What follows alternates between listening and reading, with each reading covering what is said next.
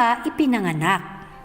Kung ang iyong kaarawan ay sa Hulyo, yun ang iyong kapanganakan. Hindi ito nagbabago. Kaya, ipinagdiriwang ang iyong kaarawan sa iisang buwan. Halimbawa, kapag ang kapanganakan mo ay sa Hunyo, sa parehong buwan din na Hunyo, ipinagdiriwang ang iyong kaarawan.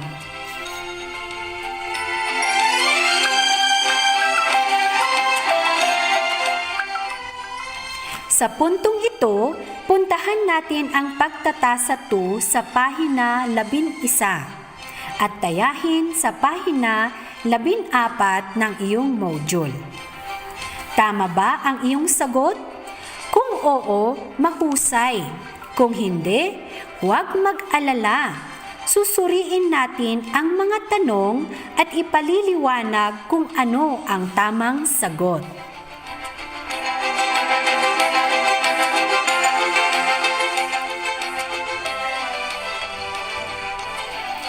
Sa pagtatasa 2, isulat ang check kung ang sinasabi ng pangungusap ay tama at ikis kung mali.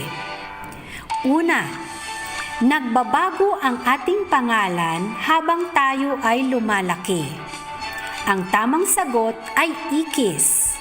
Hindi nagbabago ang ating pangalan, maliban na lamang kung papalitan mo ito sa iyong birth certificate. Pangalawa, nagbabago ang ating pisikal na anyo habang tayo ay lumalaki. Check ang tamang sagot dito. Dahil habang tayo ay lumalaki, humahaba at lumalaki rin ang ating katawan. Pangatlo, nagbabago ang ating personal na gamit habang tayo ay lumalaki. Check din ang tamang sagot dito. Dahil napapalitan ang mga gamit natin sa ating paglaki. Tulad na lamang ng pagsuot ng diaper noong ikaw ay sanggol.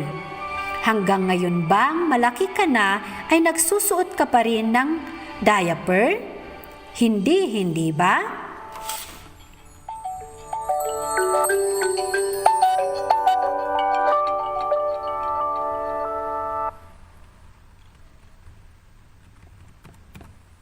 Pang-apat, nananatili ang ating ginagawa habang tayo ay lumalaki. Ikis ang sagot dito. Dahil nagbabago ang ating ginagawa habang tayo ay lumalaki. Halimbawa nito ay ang pagdede mo sa iyong nanay noong ikaw ay sanggol. At pag-inom ng gatas sa baso sa iyong paglaki. Panglima at panghuli, nananatili ang ating thumbprint habang tayo ay lumalaki. Ang tamang sagot ay check. Ang thumbprint ay tumutukoy sa mga linyang guhit sa iyong hinlalaki. Hindi ito nagbabago mula sa iyong pagkasilang hanggang sa iyong pagtanda.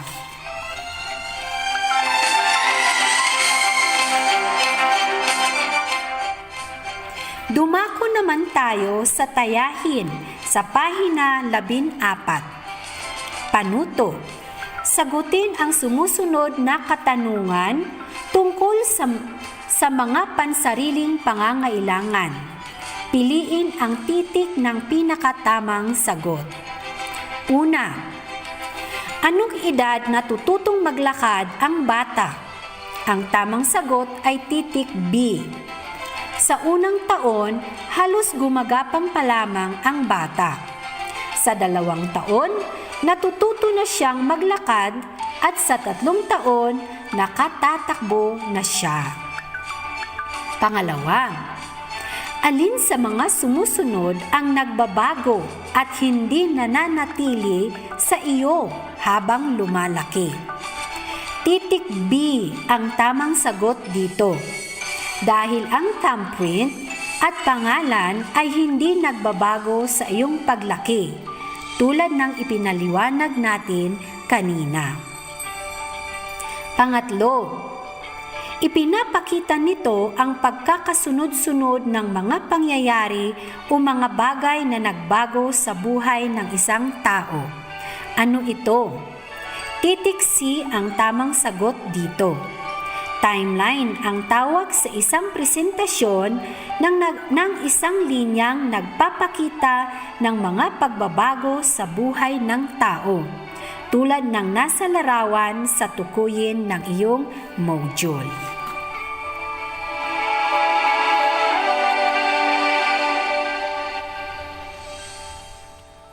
Pang-apat, alin sa mga sumusunod ang hindi nagbabago sa atin habang tayo ay lumalaki? Titik B ang tamang sagot dito. Tulad ng tinalakay natin kanina, hindi nagbabago ang ating pangalan sa ating paglaki. Maliban na lamang kung papalitan mo ito sa iyong birth certificate, kung saan nakasulat ang iyong pangalan. Panglima at ang panghuli, anong edad pwede na tayong mag-aral sa unang baitang?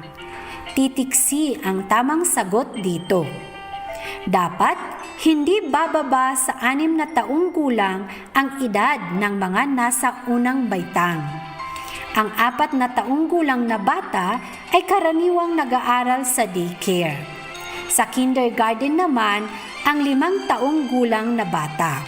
At ang batang may 6 na taong gulang ay sa unang baitang.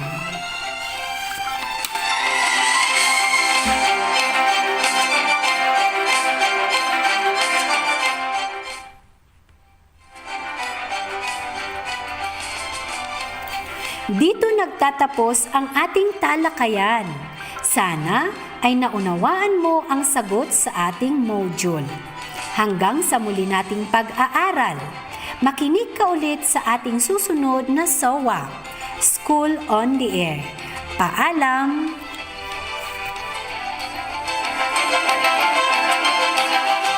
Good day, learner! I am Teacher Judilyn and I will be your teacher for today. To start with, you should have finished doing the pretest or what I know part.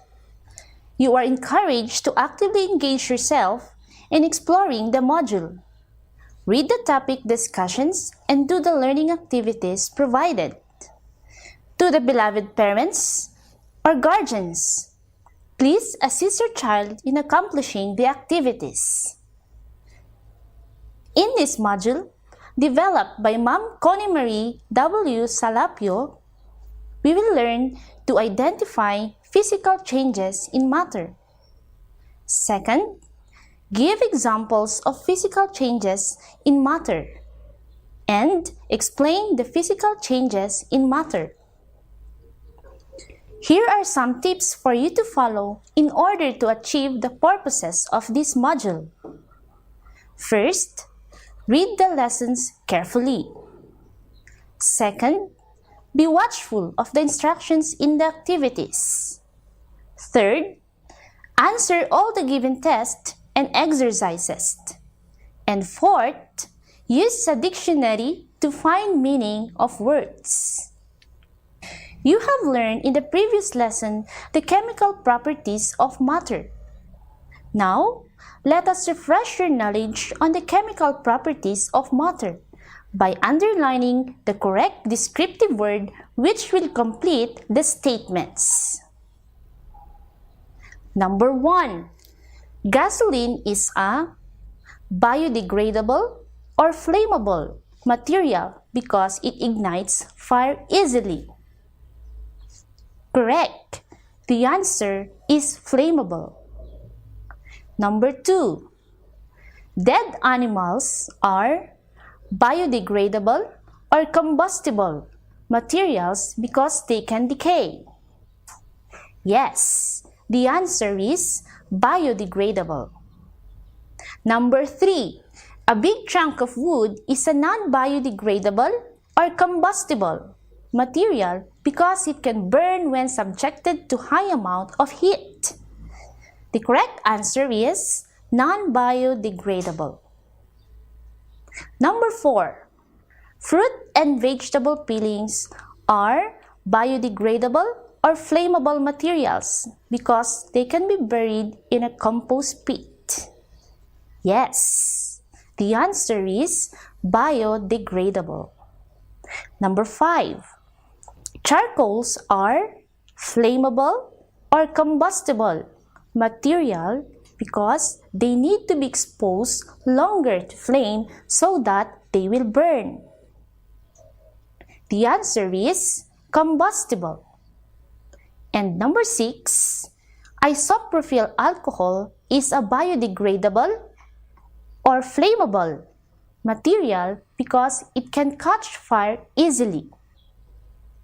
Correct. The answer is flammable. If you answered questions numbers 1 to 6 correctly, then you did great. Today, we will learn about physical changes in matter. Let us first define physical change. A physical change is a change in which no new materials will form. It doesn't change the kind of matter an object is made up of. Changes occur in matter. There are ways to change its size, shape, texture, and form. A change may also take place if a material is combined with another material. Physical changes take place around you all the time.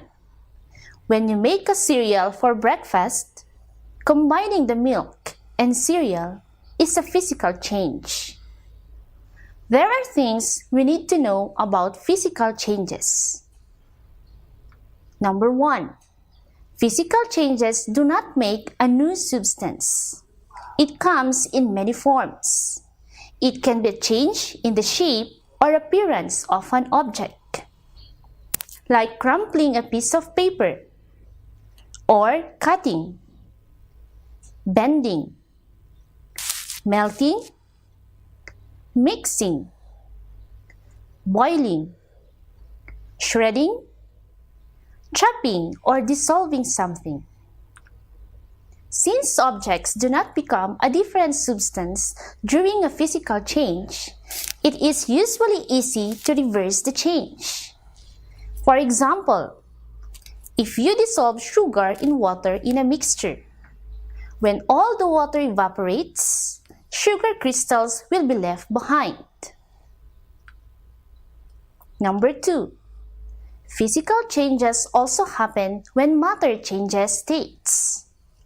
There are 3 common states of matter: solid, liquid, and gas.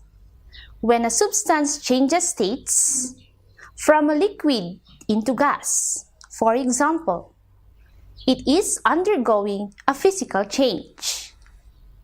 Melting is an example of a phase change, where a solid is changed to a liquid. Freezing and boiling are also physical changes. How to identify a physical change? One way to identify a physical change is that such a change may be reversible, especially a physical change.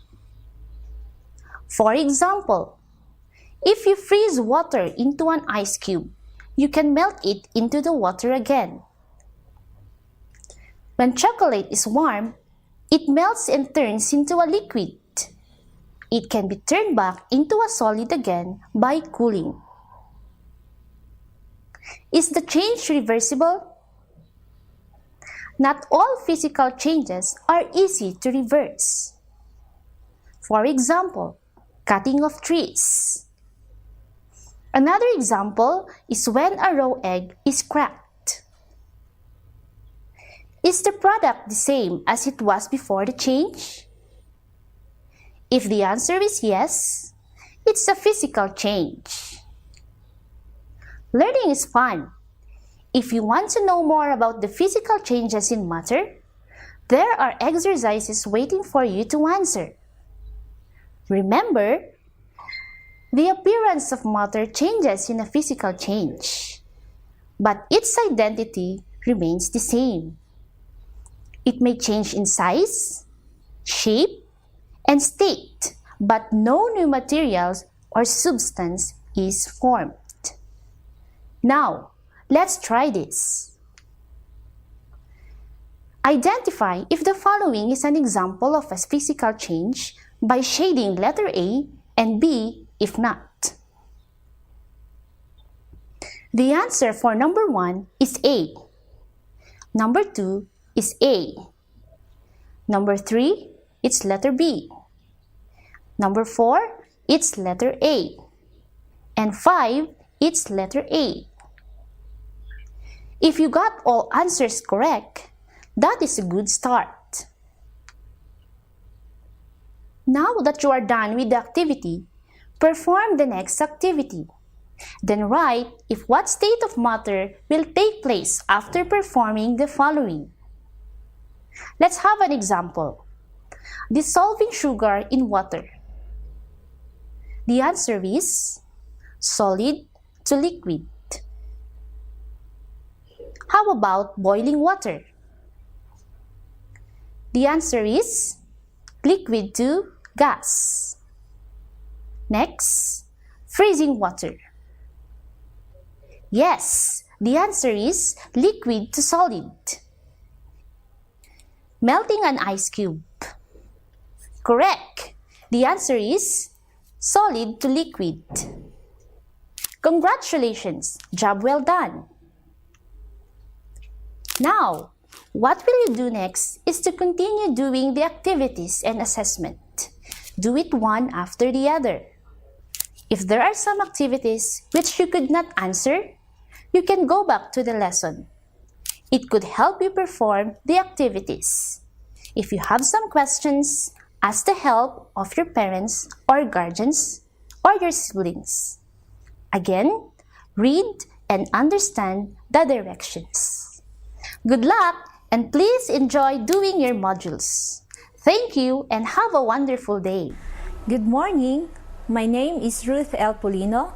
Today, we will be learning about exclamatory sentence. In this module, you'll find activities wherein your learning ability will be tested. In this recognizing exclamation learning exercise, you will identify exclamation sentences, write ending marks, fill in the blanks, and assess knowledge. There are groups activities where you will be given the chance to use English language correctly in speaking and writing. You are provided with activities to increase your knowledge about exclamatory sentence. You are encouraged to actively engage yourself in exploring the module. Read the topic discussions and do the learning activities provided. This is the module in English 3, entitled Exclamatory Sentence, and I am the author. After the lesson, you are expected to master the desired learning competency and to achieve the following. 1. Read exclamatory sentences with emotion. 2. Identify an exclamatory sentence. And number 3, write example of exclamatory sentence. Would you like to sing a song? I will play the song, What a Wonderful Day, How Nice. Listen with the song, sing along, and try to sing along the song. English Sing. What a wonderful day! What a tall boy! How tall, how tall, how tall, how tall he is! What a fast girl! How fast, how fast, how fast, how fast she is! What a strong boy! How strong, how strong, how strong, how strong he is! What a wonderful day! Wow! What a wonderful team! Yeah!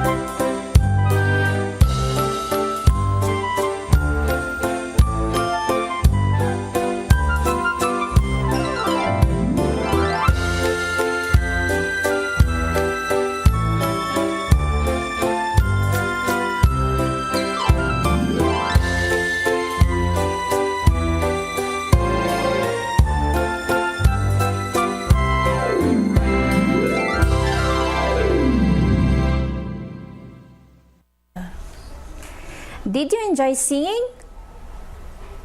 Very good. How did you sing the song? Did you sing the song with feelings and emotion? Very good. What emotion does the song shows? Yes, it shows happiness, surprise, and excitement. What did you observe at the end part of each sentences? Very good. It ends with exclamation. What punctuation mark is being used? Bravo! It is an exclamation point. What do you call a sentence that ends with exclamation point? Correct. It is an exclamation sentence. An exclamation sentence is a sentence that expresses a strong emotion and ends with exclamation point.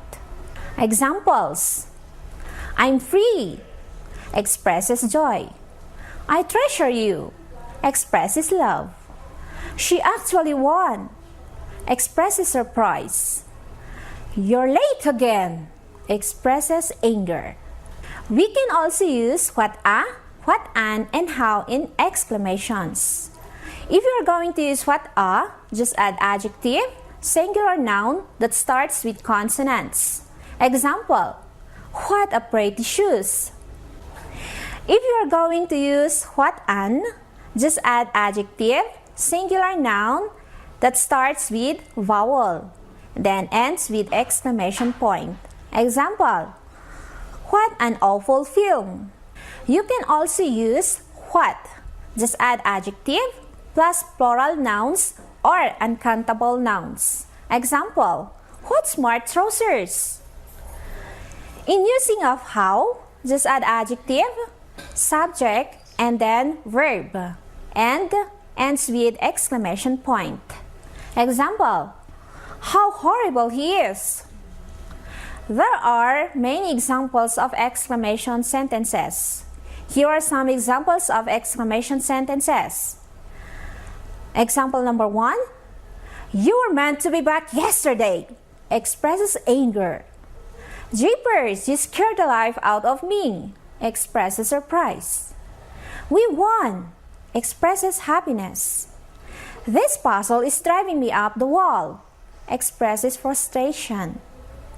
You're adorable expresses love. An exclamatory sentence is often preceded by an interjection that is shown bold in your module.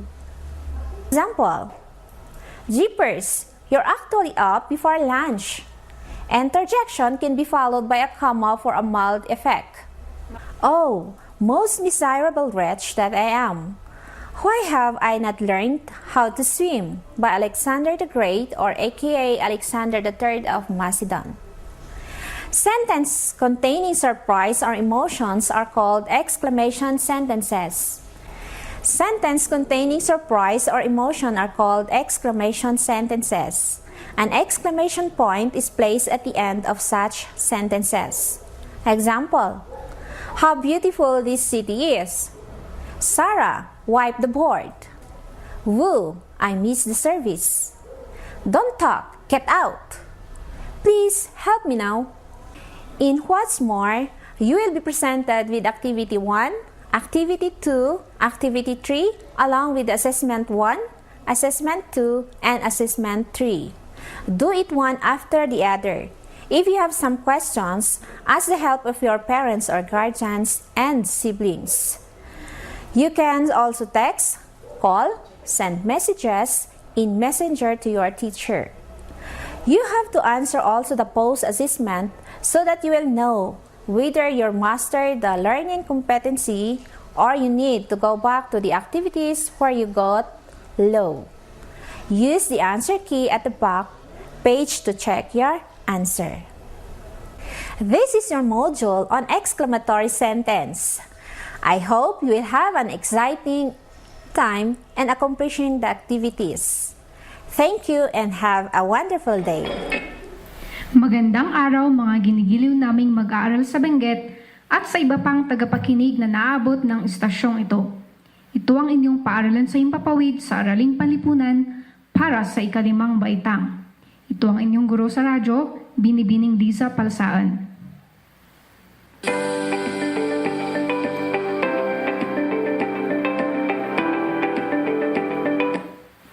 Nagagalak akong makasama kayo ngayon para talakayin ang aralin sa ika-4 ninyong module.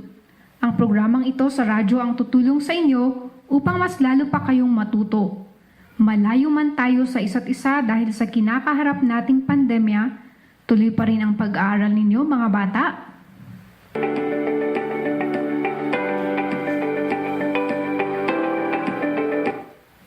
Hinihiling ko sa mga magulang o tagagabay na siguraduhin ang mga mag-aaral ay nasa komportableng posisyon at lugar. Gabayan at subaybayan ang mga mag-aaral sa kanilang pakikinig sa ating aralin.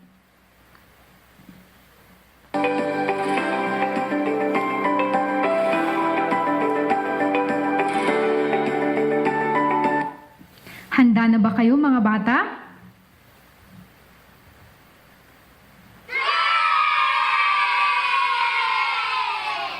Kung handa na kayo sa bago nating aralin, ipalakpak ang inyong mga kamay.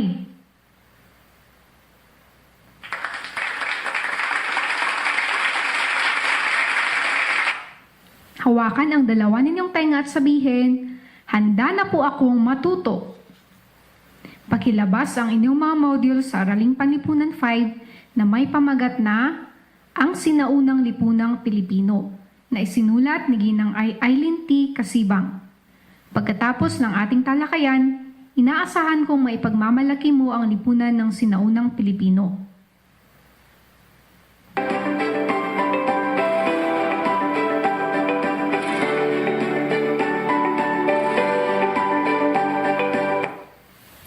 Mga bata, alam kong marami kayong natutunan sa module ninyo ngayong linggo. Ating balikan muna ang inyong aralin. Bago pa man dumating ang mga mananakop, may maayos na pamayanan na ang mga sinaunang Pilipino. Dalawa ang uri ng pamahalan noon. Ang barangay ay ang pamahalaan sa Luzon at Visayas, habang ang sultanato naman ang pamahalaan sa Mindanao. Ang dato ay ang namuno sa isang barangay at ang sultan naman sa sultanato. Ang isang barangay ay binubuo ng 30 hanggang 100 na pamilya, habang 10 hanggang 12 nayon naman ang bumubuo sa isang sultanato. Ang mga dato at sultan ay may kapangyarihan at tungkulin sa kanilang mga sinasakupan.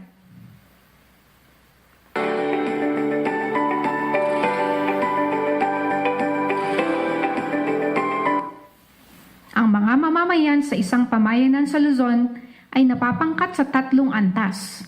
Ang mga maharlika ay binubuo ng mga dato at ang kanilang mga kaanak. Ang mga timawan naman ay tinatawag na mga malalayang tao dahil sila ay nakalaya mula sa pagkaalipin.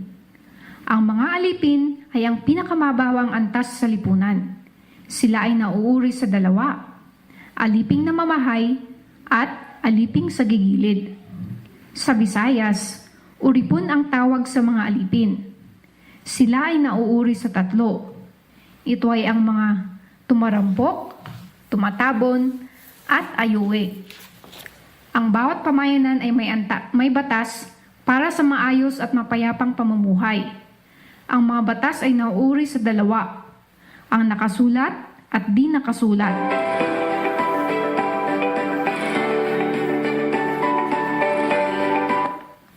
Ngayon naman ay pakibuksan ang inyong mga module sa pahina 11. Nasagot niyo ba lahat ng wasto ang mga tanong? Ilan ang nakuha ninyong score? Ilan naman ang hindi ninyo nasagot ng wasto? Kung nasagot ninyo lahat ng tama ang mga tanong, magaling, binabati ko kayo.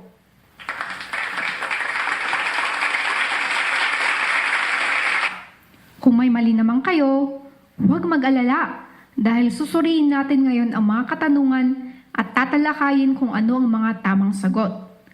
Ang panuto sa unang pagtatasa ay isulat ang tama kung ang pinapahayag sa pangungusap ay wasto, kung mali, palitan ang salitang nakasalungguhit upang gawing wasto ang pangungusap.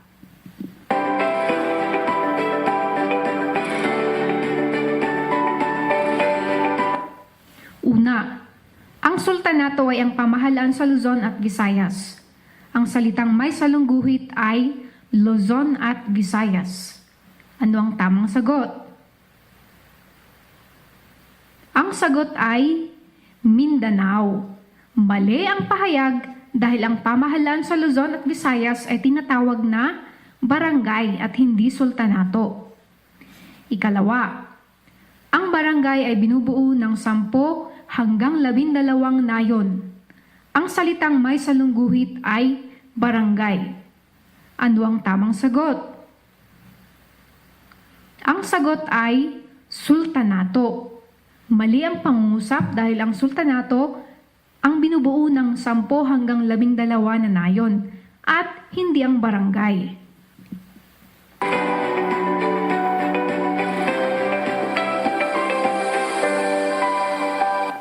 Ikatlo, ang mga dato ay karaniwang mayayaman, malalakas at makapangyarihan sa barangay. Ang salitang may salungguhit ay dato. Ano kaya ang tamang sagot? Ang sagot ay tama. Dahil ang mga dato ay kabilang sa mga maharlika na pinakamataas na antas ng sinaunang tao sa lipunan. Ikaapat, ang rumabitsara ang tumutulong sa dato sa pagpapatupad sa mga batas. Ang salitang may salungguhit ay dato. Ano ang inyong sagot? Ang tamang sagot ay sultan. Mali ang pahayag dahil ang sultan ang tinutulungan ng rumabitsara at hindi ang dato.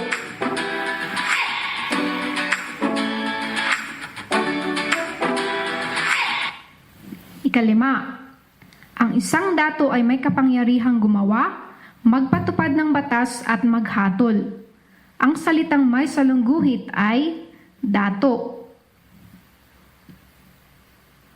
Ang sagot ay tama.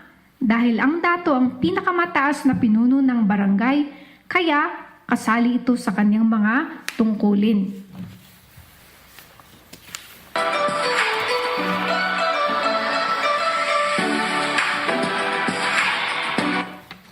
Dumako naman tayo sa panapos na tayahin. Pakibuksan ang inyong module sa pahina 17. Masaya ba kayo sa inyong mga nakuhang score sa bahaging ito? O may mali ba kayong naisagot? Makinig ng mabuti mga bata at tatalakayin ulit natin ang mga tamang sagot. Ang panuto ay basahin at unawain ang bawat item at isulat ang tamang letra ng inyong sagot. Una, sa anong panahon na ang dato ang pinuno ng pamahalang barangay? A. Panahon ng mga Espanyol. B. Panahon ng mga Amerikano. C. Panahon ng mga Hapones. D. Panahon ng mga sinaunang Pilipino. Ano ang tamang sagot? Ang tamang sagot ay letra D. Dahil ang dato ang pinuno ng pamahalang barangay sa panahon ng mga sinaunang Pilipino.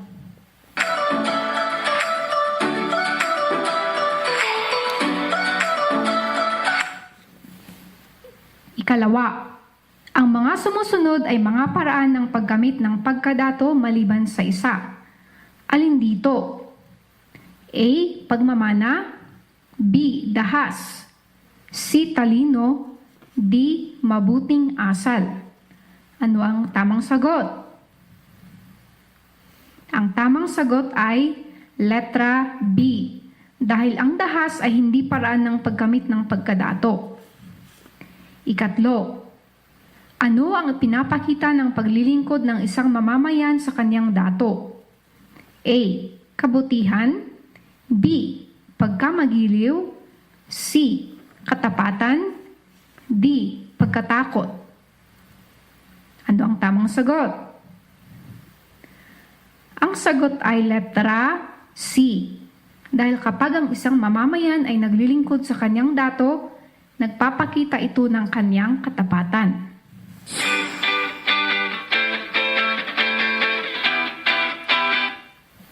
Ikaapat, Alin sa mga sumusunod ang hindi batayan ng isang sultanato sa kanilang paggawa ng kanilang batas?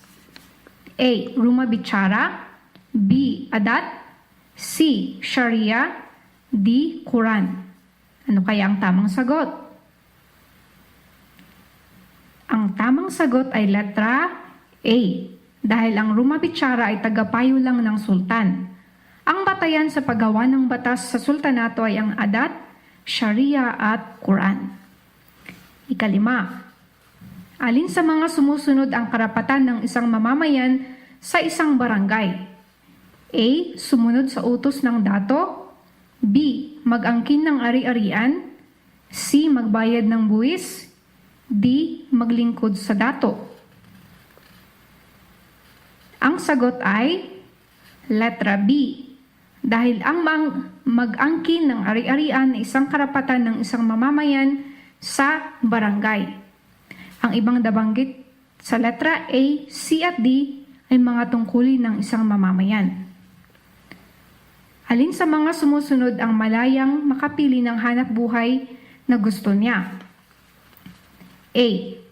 Alipin, B. Ayuwi, C. Maharlika, D. Timawa. Ano ang tamang sagot sa ika-6?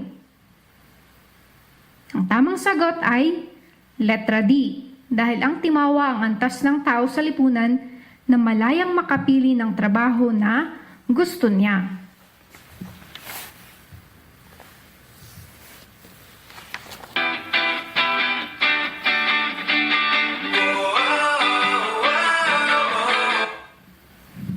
Ang mga alipin ikapito.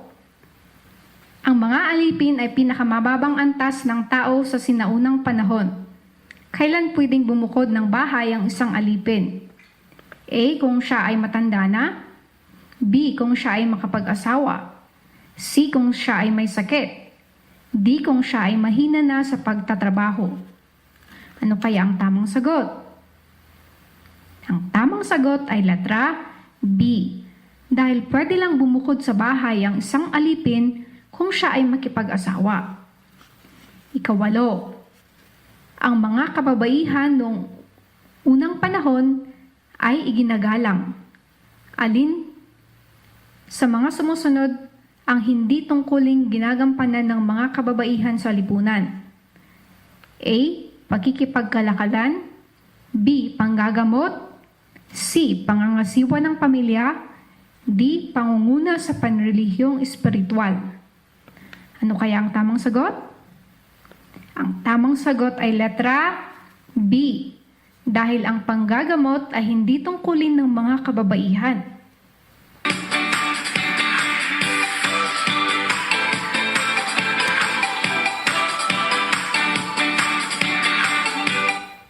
Ika-9, paano nakakarating sa buong barangay ang mga batas mula sa dato?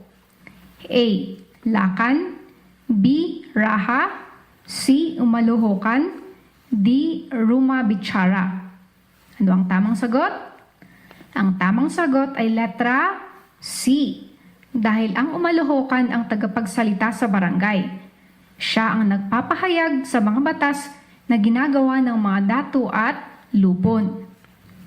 Ika-10, ano ang layunin ng sanduguan ng mga pinuno ng bawat barangay?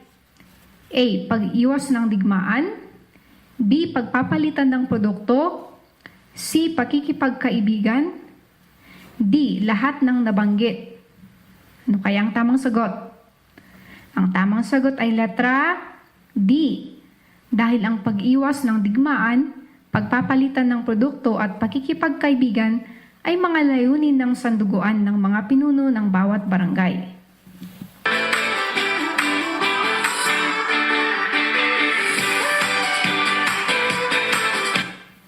Dito nagtatapos ang ating talakayan sa Araling Panlipunan para sa ika-5 baitang. Maraming salamat sa inyong pakikinig.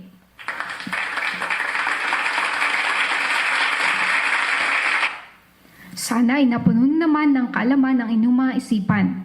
Abangan ang susunod nating episode para sa ika-3 module sa Araling Panlipunan 5 dito sa radyo kung saan kayo ay matututo. Ako ang inyong lingkod, Binibining Liza Palsaan na nagsasabing, kapag ang pag-aaral ay pinagbubutihan, siguradong maganda ang kinabukasan. Hello, Math Wizard, parents or guardians. I am Teacher Joanne. I will be your math teacher for today. We will be using the module developed by Sir Valentin Pontino Jr. Before we begin the lesson, find out first how much you already know about the topic to be discussed by answering the pre-test or what I know. Take your time in answering. Read and follow the directions or instructions in the module. To our dear parents and guardians, please guide our learner in doing the activities. This video module will help you understand the concepts. Are you ready? In your previous module, you have learned how to solve routine and non-routine problems. In this module, you will learn how to solve multi-step routine and non-routine word problems involving multiplication and addition or subtraction, using appropriate problem-solving strategies and tools. Let us review the steps in solving routine and non-routine problems. Arrange the jumbled letters to form the steps in solving routine and non-routine word problems. Number 1. What is the answer? Yes, it is understand. Number 2. Very good. The answer is plan. Number 3. What is your answer? Yes, it is solve. How about number 4? Very good. It is check and look back. How was it? If you did it well, let us proceed to our new lesson. If not, don't be bad. We will learn more on solving word problems. Let us start our new lesson by reading and comparing the two problems. Problem A. During Saturdays, Briggs helps his mother sell vegetables in the municipal public market. On the first Saturday of the month, he sold 270 kilograms of carrots. On the second Saturday, he sold 450 kilograms of squash. If those are the average sales in a week, how many kilograms of carrots were sold in a month? How many kilograms of squash were sold in a month? How many kilograms of vegetables were sold in all?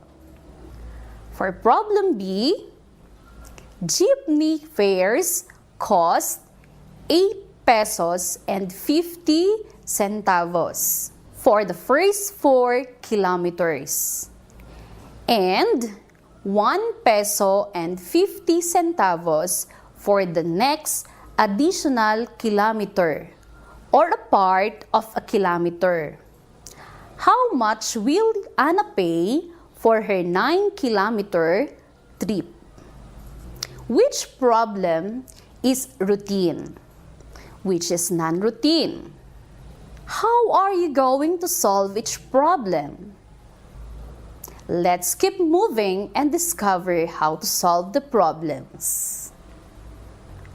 To understand the concept, let us discuss and answer some questions on how to solve the multi-step routine and non-routine word problems. The first problem is an example of routine problem, and the second problem is an example of non-routine problem. How are we going to solve the problems? To solve multi-step routine and non-routine word problems involving multiplication and addition or subtraction using appropriate problem-solving strategies and tools, we are guided by the following. Step 1. Understand. What is understand? Yes, know what is asked in the problem. What else? Very good. Know the hidden question. And correct. Know what are the given facts. What is the second step? Yes, it is plan. Under plan, we have to determine the operations to be used. What else? Correct. Write the number sentence. Next, step 3, solve. You have to show your solution. What will be the last step? Very good. Check and look back. Check your answer. State the complete answer. Okay, let us try to solve the two problems and try to compare. For problem A, step 1. What is asked in the problem? Yes, the number of kilograms of vegetable sold.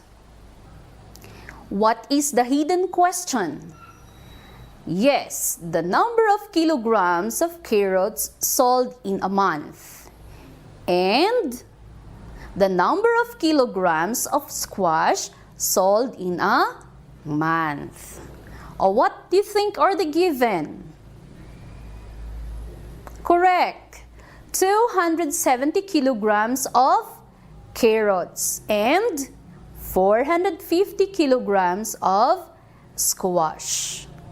For step 2. Okay, what is the operation that we are going to use? Very good. Multiplication and addition. So since there are 4 weeks in a month, we are going to multiply. So what is the number sentence? Yes, 270 times 4 is equal to n. And then, correct, 450 times 4 is equal to n. Next, step 3. Multiply 270 kilograms of carrots by, yes, by 4. Okay, it will give you 1,080 kilograms of carrots. Then, after that, you will multiply 450 kilograms of squash by 4 Saturdays in a month. It will give you 1,800 kilograms of squash. Next, you add 1,080 kilograms of carrots plus 1,800 kilograms of squash. What is the answer? Very good. It is 2,880 kilograms of vegetables. Now that you know the answer, go over the solution. Is it correct? Yes. Is it complete? Yes. Bricks sold 2,880 kilograms of vegetables. For problem 2, step 1. What is asked in the problem? Correct. The amount Anna will pay for her 9-kilometer trip. What is the hidden question? Yes, the fare of Anna for the first 4 kilometers and the fare of Anna for the additional 5 kilometers. What are the given facts? Very good. It is 8 pesos and 50 centavos for first 4 kilometers. 9-kilometer trip of Anna. For step 2, what is the operation that you are going to use? Correct. Multiplication, subtraction, and addition. What is the number sentence? Very good. 9 minus 4 is equal to n. And 1 peso and 50 centavos times 5 is equal to n.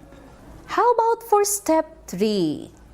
First one is we are going to get how many kilometers is the exist of Anna. So, we subtract 4 kilometers from 9 kilometers. It will give us, correct, 5 kilometers. What is next? Yes, 1 peso and 50 centavos is the cost per kilometer in excess of 4 kilometers. So, what are we going to do? We can add. You can add 150 plus 150 plus 150 plus 150 and plus 150, it will give you, yes, 7 pesos and 50 centavos. Then, you add the first cost of the first 4 kilometer ride of Anna, which is, correct, it is 8 pesos and 50 centavos. You add it with the cost of additional 5 kilometers, which is, yes, 7 pesos and 50 centavos. What is the answer? It is 16 pesos. Okay, step 4, go over the solution. Is it correct? Yes. Is it complete? Yes. So, Anna paid how many? 16 pesos for her 9-kilometer trip. Are there other ways to solve the problem? Yes. There are other strategies that we can use in solving word problems. Non-routine problems can be solved without using a standard procedure.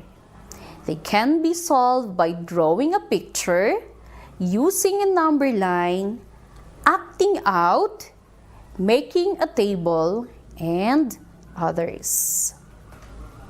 Do you have clarifications and questions? Now, kid, continue answering the activities and assessments. If there are some activities which you could not answer, you can go back to the lesson. Then, answer what is asked in the generalization or what I have learned. Perform the activity in the application or what I can do that could facilitate to answer the post-assessment. And other activities for you to perform. Again, read and understand the directions carefully. Keep going, answer all the given tests and exercises. Have a great day and good luck. RPN, Radio Philippines Network, Radyo